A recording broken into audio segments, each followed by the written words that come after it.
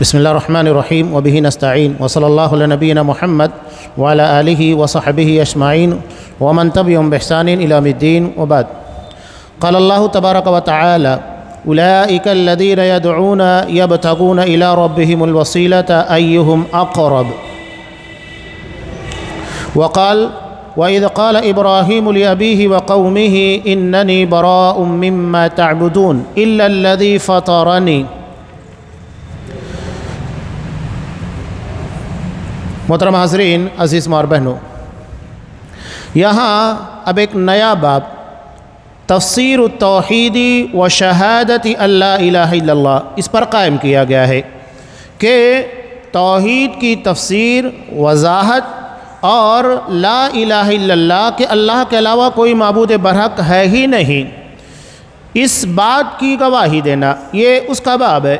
اور اس ضمن میں کئی آیتیں صاحب کتاب شیخ محمد بن عبد الوہاب رحمۃ اللہ علیہ نے نقل کی ہے۔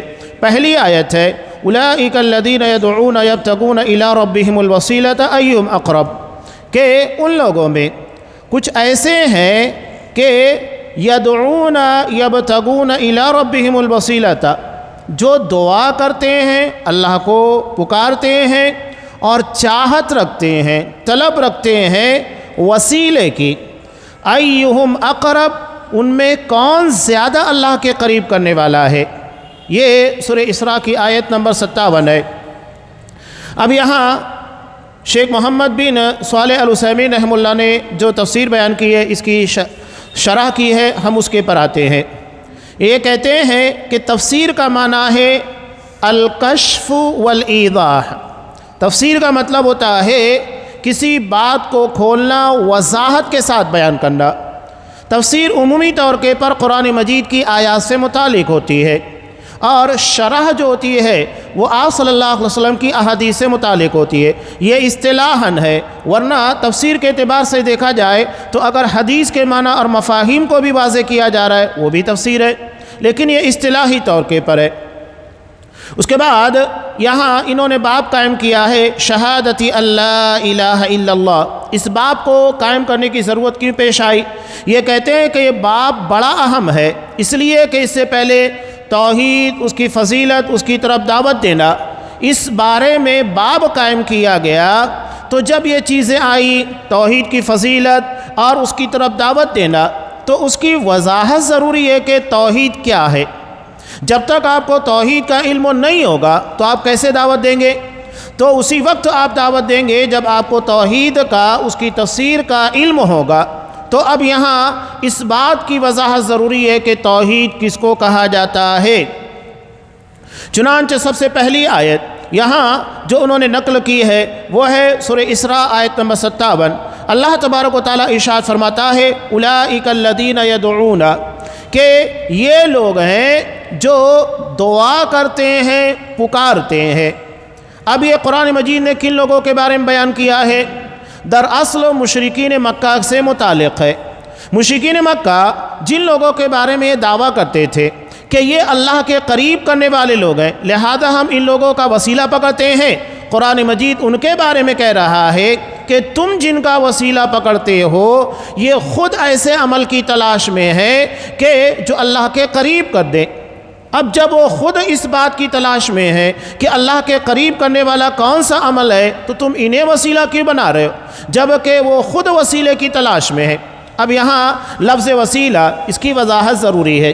وسیلہ اس کو اردو زبان کے اندر کہتے ہیں ذریعہ، یعنی کوئی ایسا سبب جو اللہ کے قریب کرنے والا ہو، وسیلہ ہے۔ اس کے علاوہ وسیلہ ایک مقام ہے جو قیامت کے دن آپ صلی اللہ علیہ وسلم کو عطا کیا جائے گا۔ اذان کے بعد دعا ہے، اس دعا کے اندر ہم یہی پڑھتے ہیں نا وَآتِ مُحَمَّدًا الْوَسِيلَةَ وَالْفَضِيلَةَ، کہ اے اللہ تو محمد صلی اللہ علیہ وسلم کو وسیلہ، ایک مقام ہے جو فضیلت والا ہے، وہ عطا کر۔ آپ صلی اللہ علیہ وسلم نے کہا کہ جو اذان کے بعد اس دعا کو پڑھتا ہے اس کے لیے میری شفاعت واجب ہو گئی۔ وسیلہ ایک مقام ہے، اور آپ صلی اللہ علیہ وسلم نے کہا کہ وہ مقام صرف مجھے ملنے والا ہے، جسے مقام محمود سے قرآن مجید نے تعبیر کیا ہے، لائق تعریف مقام۔ تو یہ وسیلہ ہے۔ اب ہمارے یہاں جو وسیلے کا مفہوم لیا جاتا ہے کہ کسی انسان کو یا بزرگوں کو زندہ ہو یا مردہ، خاص طور کے پر مردہ، اسے وسیلے کے طور پر استعمال کیا جاتا ہے۔ مزاروں کے پر لوگ کیوں جاتے ہیں؟ اس کی وجہ وہی بیان کرتے ہیں جو مشرکین مکہ بیان کرتے تھے کہ دراصل ہم بڑے گنہگار ہیں، ہم اتنے نیک نہیں ہیں کہ اللہ تبارک و تعالی ہماری باتوں کو ڈائریکٹ سنے، لہذا ہم ان کے پاس جاتے ہیں، یہ اللہ کے قریبی بندے ہیں، اللہ ان کے ذریعے ہماری بات فوراً سن لے گا۔ یہی مشرکین مکہ کا بھی دعویٰ تھا، اور اسی کے مطابق یہ غیر اللہ کو اللہ کی عبادت میں شریک کرتے تھے، وسیلہ بناتے تھے۔ حالانکہ اس ضمن میں علامہ احسان الہی ظہیر رحمۃ اللہ علیہ نے جو ایک بات کہی تھی بہت پیاری ہے۔ جب ان کے سامنے وسیلے کے تعلق سے بات آئی تو انہوں نے ایک سمپل سا جواب دیا تھا کہ اس مجلس کے اندر جو سب سے گنہگار بندہ ہے اسے کھڑا کرو اور اس سے کہو کہ وہ اللہ کو غلط سلط باتیں کہیں، بری باتیں کہیں۔ کیا وہ کہے گا؟ نہیں کہے گا۔ کیوں نہیں کہے گا؟ اس لیے کہ اس کا عقیدہ، اس کا ایمان ہے کہ ادھر میں اللہ کو کچھ غلط باتیں کہوں گا، ادھر اللہ تبارک و تعالیٰ میری گرفت کرے گا، مجھ پر عذاب آئے گا۔ اب وہ کہہ رہے ہیں کہ اللہ تبارک و تعالیٰ غلط باتوں کو ڈائریکٹ سنے گا، یعنی اس نے اللہ کے بارے میں غلط سلط باتیں کی فوراً سن لے گا، لیکن جو عبادت جس کے لیے اللہ نے پیدا کیا وہ وسیلے سے سنے گا۔ کمال ہے، ایک دم آسان سا جواب دیا تھا، اور یہی جواب دراصل ہر بندے کو یاد رکھنا چاہیے کہ اللہ ہماری غلط چیزوں کو، غلط باتوں کو فوراً سن لے گا، اس کے پر فوراً ایکشن لے گا، لیکن عبادت اور دعا خاص طور کے پر جس کے بارے میں اللہ نے کہا کہ ادعونی استجب لکم، مجھ سے دعائیں مانگو میں تمہاری دعا قبول کروں گا، تو اس کے بارے میں اسے وسیلے کی ضرورت پیش آئے گی۔ اب یہاں شیخ رضا عبد الکریم رحمۃ اللہ حفظ اللہ، انہوں نے ایک بہت پیاری بات کہی تھی۔ وسیلے کے باب میں ان کی تقاریر بہت ہی زبردست ہے، مستند ہے، ہر شخص کو سننا چاہیے۔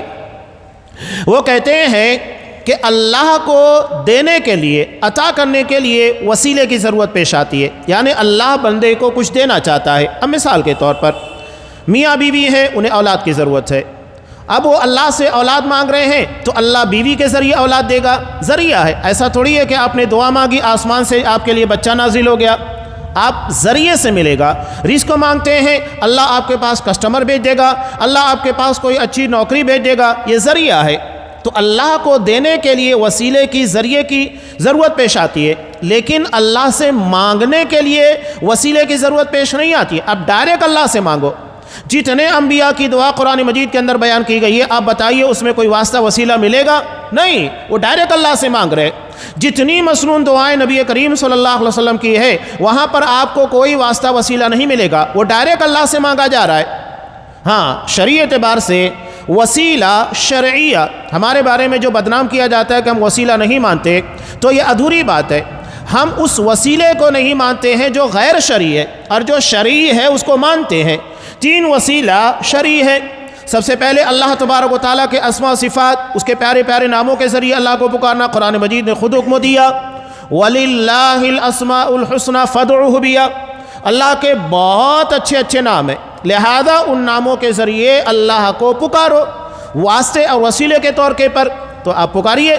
اللہ سے آپ کو رحم کی طلب ضرورت ہے تو کہیے یا رحمان یا رحیم، میرے پر رحم فرما، تو یہ اللہ تبارک و تعالیٰ کے رحمان اور رحیم کا واسطہ ہے۔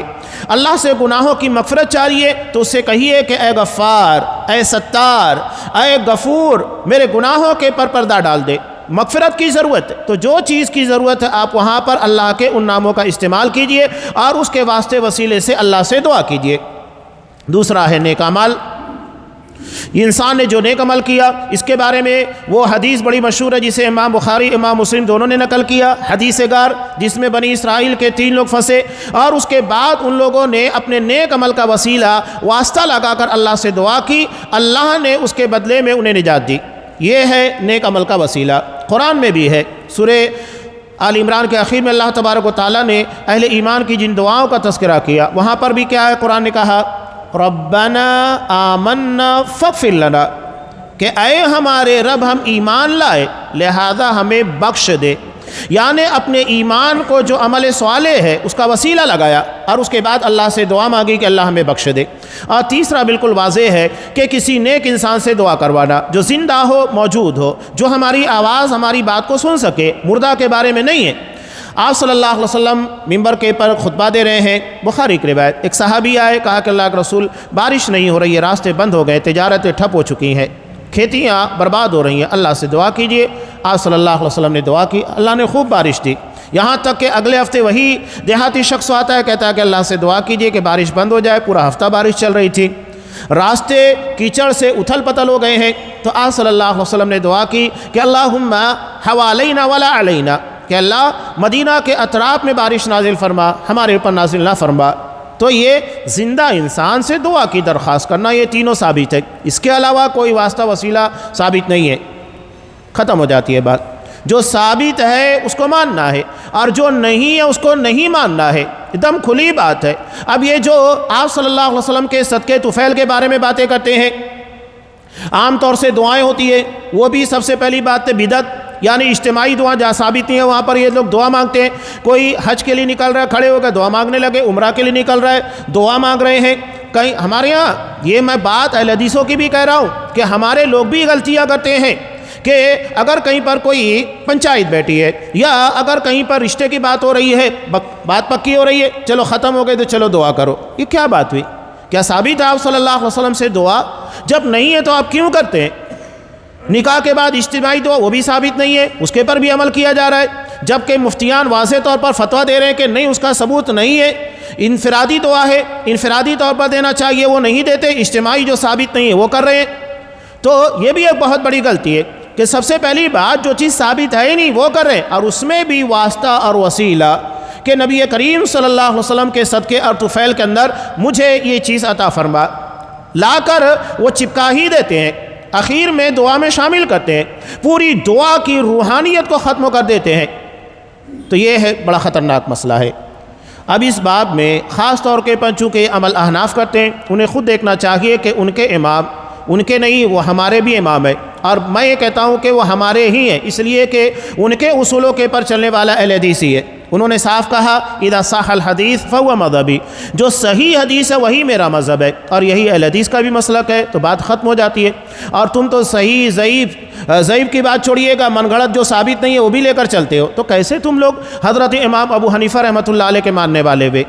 اصل میں اہل حدیث وہی ہے جو امام ابو حنیفہ رحمۃ اللہ علیہ کو مانتا ہے، اور وہی حنفی ہے جو امام ابو حنیفہ رحمۃ اللہ علیہ کے اصولوں پر چلتا ہے۔ اور اگر آپ نہیں چلتے مت بات کیجیے گا، آپ نے تو واضح طور پر لکھ دیا کہ ہم عقیدتاً اشعری ماتریدی ہیں، واضح لکھا نا، کہا کہ نہیں ہم عقیدے میں حضرت امام ابو حنیفہ رحمۃ اللہ علیہ کو نہیں مانتے، یہ تو دیوبند کی کتاب کے اندر لکھا ہوا، ان کے مسلک کی باتوں میں لکھا ہوا ہے، اس میں کوئی شبہ ہی نہیں ہے نا، تم اپنے پر غور کرو۔ بہرحال العقیدۃ الطحاویہ لکھنے والے امام جعفر طحاوی یہ بھی حنفی ہیں، وہ حنفی ہیں جو صحیح طور کے پر اپنے مسلک کے پر چلتے ہیں، جن کے بارے میں ہمیں کوئی اعتراض نہیں، اس لیے کہ ان کا عقیدہ درست ہے، مسائل میں کچھ جگہ کے پر غلطیاں ہیں وہ ایک الگ بات ہے، فروعی طور کے پر اختلافات ہیں، لیکن عقیدے میں اختلاف نہیں ہے، اصل مسئلہ عقیدے کا ہے۔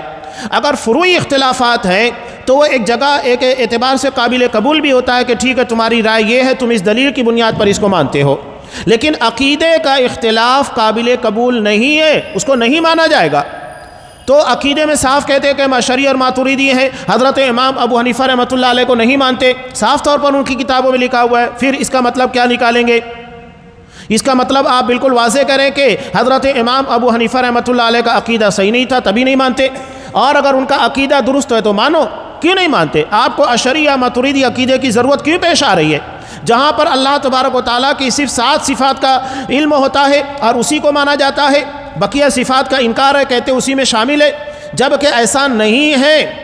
تو حضرت امام ابو حنیفہ رحمۃ اللہ علیہ ان کے بارے میں جب العقیدۃ الطحاویہ امام جعفر طحاوی نے لکھی، اس کی شرح کرنے والے ابن ابی العز رحمۃ اللہ علیہ وہ بھی حنفی ہیں، وہ اس کی شرح کے اندر لکھتے ہیں کہ حضرت امام ابو حنیفہ رحمۃ اللہ علیہ کہتے ہیں یہ بات حرام ہے، وہ صاف طور پر کیا کریں، یہ بات حرام ہے یعنی ممنوع ہے کہ کوئی بندہ دعا میں نبی یا کسی کے بھی واسطے وسیلے جاہ مرتبے سے اللہ سے دعا مانگے۔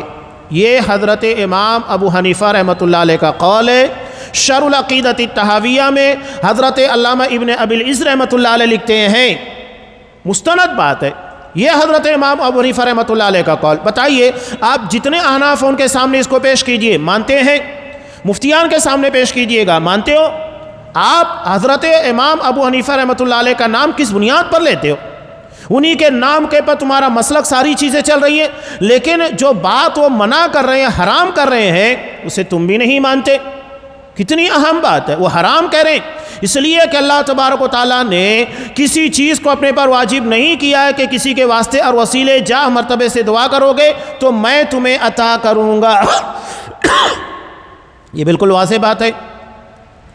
اب یہاں ایک بڑی اہم بات بھی ہے. اللہ تبارک و تعالیٰ جب بچوں کو شعور عطا کرتا ہے, یہ منصورہ کی بات ہے. ایک بچہ جو کہ بریلوی تھا, باپ نے لا کر داخلہ کرا دیا. داخلہ کرانے کے بعد کچھ ہی دن کے بعد دیکھیے اثر کیسا ہوتا ہے. وہ بچہ اپنے باپ سے کہتا ہے کہ ابا جان یہ بتاؤ, اگر میں نبی کا وسیلہ لگاؤں گا تو جو چیز مجھ کو نہیں ملنے والی ہے, میری تقدیر میں نہیں ہے, کیا وہ مل جائے گی؟ تو کہا کہ نہیں, ایسا تو نہیں ہے, جو تقدیر میں نہیں ہے وہ تو نہیں ملنے والی ہے. اچھا, کہا کہ ٹھیک ہے, اگر میں نے نبی کا وسیلہ نہیں لگایا تو کیا جتنا مجھے ملنا چاہیے اس سے کم ملے گا؟ کہا کہ نہیں, ایسا تو نہیں ہے. تو اس نے کہا کہ ابا جان, جب نبی کے وسیلے سے کوئی چیز بڑھنے والی نہیں ہے, تقدیر میں اضافہ نہیں ہوگا اور نہیں لگانے سے کمی نہیں ہوگی, تو اس کو لگانے کی ضرورت کیا ہے؟ تو اللہ جب شعور عطا کرتا ہے تو بندہ فوری طور کے پر ان چیزوں پر توجہ دیتا ہے. بہرحال شرعی اعتبار سے یہ چیز بالکل واضح ہے کہ کوئی مردہ اس کے واسطے وسیلے کو لگانے کی ضرورت نہیں, چاہے وہ نبی ہو, فرشتہ ہو, امام ہو, کوئی بھی ہو. ہاں زندہ ہے, آپ نیک انسان سے دعا کی درخواست کر سکتے ہیں, وہ ثابت ہے. تو یہ واسطے اور وسیلے کی بات ہے. اب یہاں لوگ کیا حوالہ دیتے ہیں؟ دنیاوی مثالیں, جبکہ قرآن مجید نے صاف طور کے پر کہا, کیا کہا؟ فَلَا تَضْرِبُوا لِلَّهِ الْأَمْثَالَ, اللہ کے لیے دنیا کی مثالیں مت پیش کیجئے گا. اللہ دنیا کے بادشاہوں کی طرح نہیں ہے, وہ تو تمام بادشاہوں کا بادشاہ ہے. اور جب قیامت آئے گی, آسمان و زمین دونوں کو اپنے داہنے ہاتھ میں لپیٹے گا اور اس کے بعد کہے گا اَيْنَ مُلُوكُ الْأَرْضِ, کہاں ہے زمین کے بادشاہ؟ کوئی جواب نہیں دے گا. لِمَنِ الْمُلْكُ الْيَوْمَ, آج بادشاہت کس کے لیے ہے؟ سورہ فاتر میں اللہ تبارک و تعالیٰ نے اس چیز کا تذکرہ کیا. سورہ مومن میں کوئی جواب نہیں ہوگا, سناٹا ہوگا. اس کے بعد خود اللہ کہے گا لِلَّهِ الْوَاحِدِ الْقَهَّارِ, اکیلے اللہ جو قہار ہے, اپنے بندوں کے پر پورا اختیار رکھتا ہے, اپنی ملکیت کے پر پورا اختیار رکھتا ہے, صرف اسی کے لیے بادشاہت ہے. اب دنیا کے بادشاہوں کی مثال کہ اگر بادشاہ کے پاس جانا ہے تو وزیر کی ضرورت پیش آتی ہے, درباریوں کی ضرورت پیش آتی ہے. اگر چھت کے پر جانا ہے تو سیڑھی کی ضرورت پیش آتی ہے. جتنا اوپر جائیں گے اتنا بڑا وسیلہ. یہ سب مثالیں عقلی طور کے پر پیش کی جاتی ہے. عقلیات کو آپ دین میں مت لائیے گا. ہم بھی بہت ساری مثالیں اس طریقے سے پیش کر سکتے ہیں کہ ایک طرف تم یہ کہتے ہو نعوذ باللہ, جو کہ عقیدتاً ثابت نہیں ہے, لیکن تم کہتے ہو, تمہاری بات کو ہم پیش کرتے ہیں. تم کیا کہتے ہو کہ اللہ ہر جگہ موجود ہے. جب اللہ ہر جگہ موجود ہے تو واسطے وسیلے کی ضرورت کیا؟ یعنی ایک چیز جو میرے بازو میں رکھی ہوئی ہے تو کیا میں اس کے لیے سیڑھی لگاؤں گا یا کسی کو کہوں گا ارے وہ چیز میرے کو دے دے؟ ایک طرف کہہ رہے ہو کہ اللہ ہر جگہ موجود ہے اور اس کے بعد کہتے ہو کہ اس کے پاس جانے کے لیے ضرورت وہ ہماری نہیں سنتا ہے. بات ہی عقل میں نہیں آتی ہے. یہ جو عقلی باتیں بھی پیش کرتے ہیں وہ عقل میں نہیں آتی ہے. حالانکہ قرآن مجید صاف طور کے پر کہتا ہے کہ مجھے پکارو میں تمہاری دعا سنوں گا. اور اللہ تبارک و تعالیٰ صرف مومنوں کی نہیں بلکہ کافروں کی دعا بھی سنتا ہے. ابو جہل نے جنگ بدر کے پہلے اللہ سے دعا مانگی تھی کہ اللہ ہم دونوں میں جو فریق سب سے زیادہ رشتوں کو کاٹنے والا, زمین میں فساد برپا کرنے والا ہے, آج اسے ذلت آمیز شکست دے. اللہ نے اس کی دعا قبول کی اور وہی رشتوں کو کاٹنے والا, زمین میں فساد برپا کرنے والا تھا, اسے ذلت آمیز شکست دے دی. اللہ نے اس کی دعا قبول کی حالانکہ وہ کافر ہے. اور فرعون ہذہ الامہ, اس امت کا فرعون ہے. اس کے بعد بھی اللہ نے دعا قبول کی. اللہ نے ابلیس کی دعا قبول کی. اس نے کہا انظرنی الی یوم یبعثون, مجھے قیامت تک کے لیے مہلت چاہیے. کہا کہ ٹھیک ہے چل جا, قیامت تک کے لیے تجھے چھوٹ دی جاتی ہے. ابلیس بھی کتنا کائیاں ہے, اس نے اللہ کے علاوہ کسی اور سے نہیں مانگا, ڈائریکٹ اللہ سے مانگا. حالانکہ وہ انتہائی سرکش نافرمان, لیکن مانگ اللہ سے رہا ہے. اس کے عجیب بات ہے, ہم مسلمان ہونے کے بعد اللہ کو چھوڑ کر دوسروں کو راستے میں لاتے, واسطے اور وسیلے سے وہاں پر پہنچنے کی کوشش کرتے ہیں. تو یہ ایک دم واضح بات ہے, ڈائریکٹ اللہ کو پکارنا چاہیے. اور جو 3 وسیلے کا حکم دیا گیا ہے شرعی طور کے پر, اگر استعمال کرنے کی ضرورت ہے تو دعا میں اسی کا اہتمام کرنا چاہیے، اللہ کے اسماء و صفات کا، اپنے نیک اعمال کا، یا کسی زندہ نیک انسان کو دعا کی درخواست کرنا، بس اتنا ثابت ہے۔ صحابہ بھی آپ صلی اللہ علیہ وسلم کی وفات کے بعد کبھی آپ کی قبروں پر نہیں گئے اور کبھی وہاں جا کر آپ صلی اللہ علیہ وسلم کے واسطے وسیلے سے دعا نہیں کی، بلکہ حضرت عمر فاروق حضرت عباس رضی اللہ تعالیٰ عنہ کو اپنے دور خلافت میں استسقاء کے لیے آگے کرتے ہیں، کہا کہ جب تک نبی زندہ تھے ہم ان سے درخواست کرتے تھے کہ آپ ہمارے لیے استسقاء کیجئے گا اور بارش طلب کیجئے گا، اب چونکہ وہ نہیں ہے اور آپ نبی کے چچا ہیں، سب سے قریبی ہیں، لہذا آپ دعا کیجئے گا۔ لوگ اس کو وسیلے کے طور پر پیش کرتے ہیں، غیر شرعی وسیلے کے طور پر، حالانکہ اسی میں رد ہے۔ کہتے دیکھو کہ حضرت عباس کا وسیلہ لگا رہے، سوچئے حضرت عباس کے مقابلے میں نبی کا وسیلہ زیادہ تگڑا ہے، زیادہ مضبوط ہے نا، کیا ضرورت تھی حضرت عباس کو لانے کی؟ لیکن حضرت عباس کو آگے کیا، وہ جانتے تھے، ان کا ایمان تھا کہ آپ صلی اللہ علیہ وسلم دنیا سے تشریف لے گئے ہیں، اب ہم آپ کے واسطے وسیلے سے دعا نہیں کر سکتے، زندہ تھے تو آپ کے سامنے آ کر درخواست کرتے تھے، آپ ہمارے لیے دعا کرتے، اب چونکہ آپ دنیا سے تشریف لے گئے لہذا ہم آپ کے واسطے وسیلے سے دعا نہیں کر سکتے۔ ایک دم واضح باتیں ہیں، اس میں کوئی خفا نہیں ہے، کوئی ڈاؤٹ نہیں ہے، یہ صرف لوگوں کو بیوقوف بنانے کے دھندے ہیں۔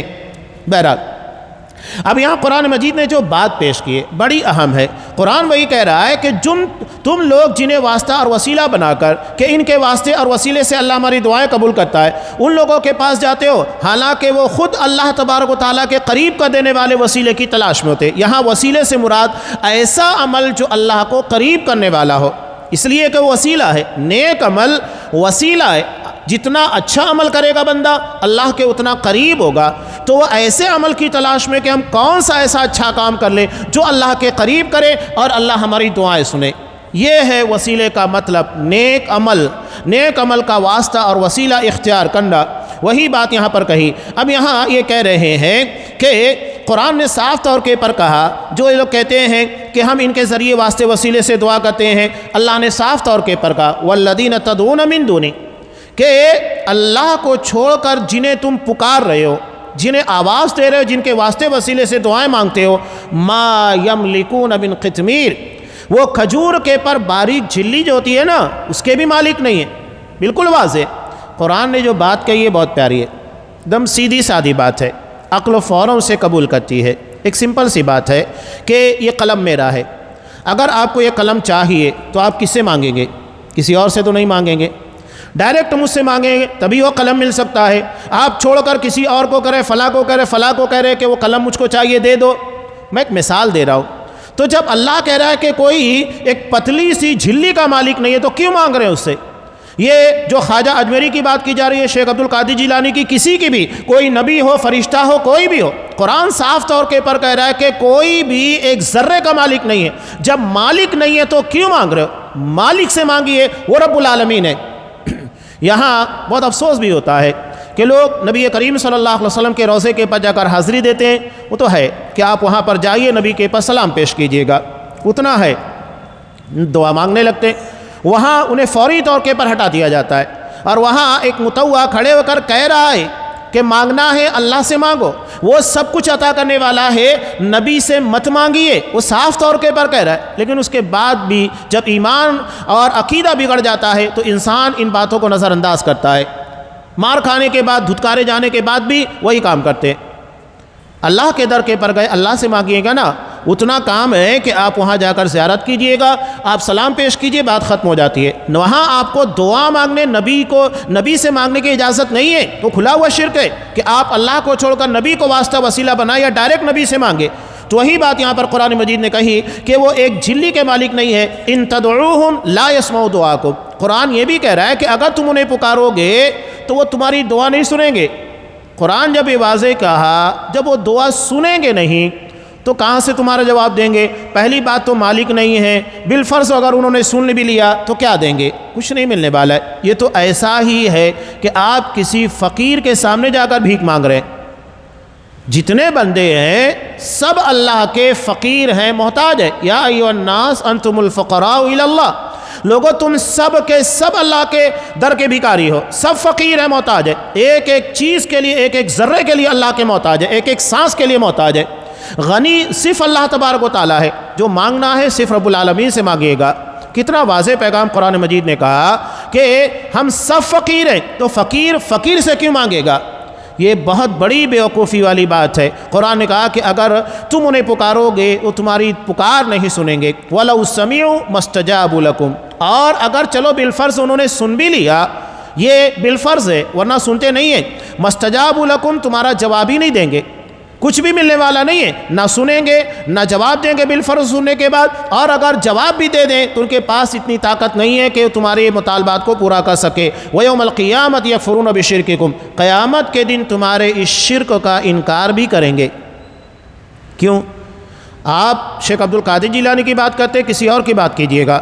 انہوں نے کہاں ہے کہ تم میرے واسطے وسیلے سے دعا مانگو یا تم میرے مرید بن جاؤ، قیامت کے دن میں تمہارا سارا معاملہ سنبھال لوں گا؟